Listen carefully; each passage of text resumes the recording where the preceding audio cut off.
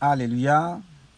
Chers frères et sœurs dans le Seigneur, je veux vous parler de la culture du secret qui sévit dans le corps de Christ, dans l'Église de Dieu, dans la communauté chrétienne, sur nos paroisses. C'est-à-dire des gens qui prient ensemble, qui prient les uns pour les autres, qui intercèdent les uns pour les autres pour l'amélioration de nos vies et pour qu'on puisse ensemble se réjouir lorsque Dieu exauce nos prières.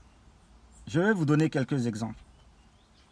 Il y a des gens qui disent « Ne dis à personne que je suis malade, surtout pas ceux qui prient avec nous là, ils ne doivent pas savoir. » Ou bien « Ne dis à personne que maman est morte.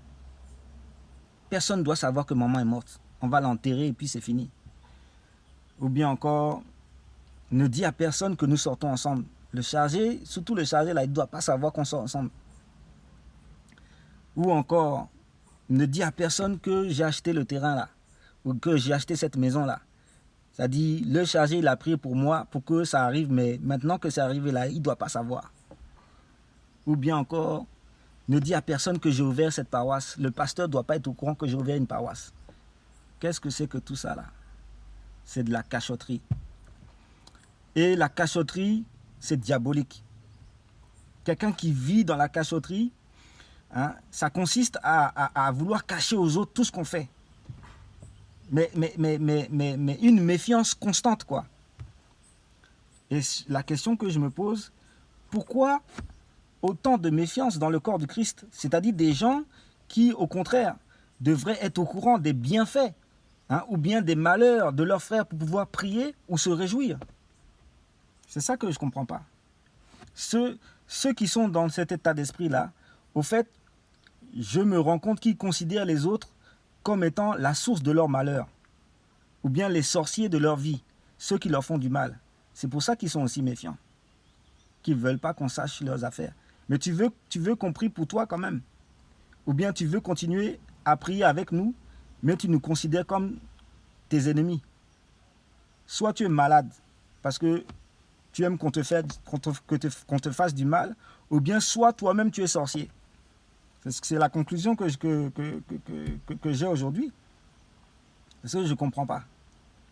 Au moment où nous devons engager des prières de congrégation en l'endroit des membres de l'Église qui sont malades, de nous tenir au courant de leur état pour prier pour eux, certains sont en train de cacher leurs morts ou de cacher leurs malades dans des endroits là. Et c'est parfois des années après qu'on apprend qu'ils sont morts. On ne peut même pas enterrer nos frères et nos sœurs dignement. C'est grave. Quand on pose la question, comment va tel maman ou tel frère ou telle sœur ou tel enfant, on nous dit, il va bien, il va bien, il va bien, alors que peut-être que la personne est déjà morte. Il va bien, il va bien. Ça, c'est quel esprit, ça? Pose la question à tous ceux qui font ça, là, de se reprendre. Parce que c'est diabolique. Cacher à son responsable spirituel, c'est-à-dire même à son responsable, à son chargé de paroisse, qui prie pour toi, lui cacher tout ce que tu fais, tous les bienfaits que tu as eus dans ta vie. Je donne un exemple. Tu vas vers lui pour lui demander qu'il prie pour toi pour le travail. Il prie et prie, tu as du travail, Dieu te bénit, et tu ne lui dis pas. Tu ne veux pas qu'il sache que Dieu t'a béni. Peut-être parce que tu ne veux pas qu'il te dise de payer ta dîme, je ne sais pas. Moi, je ne comprends pas.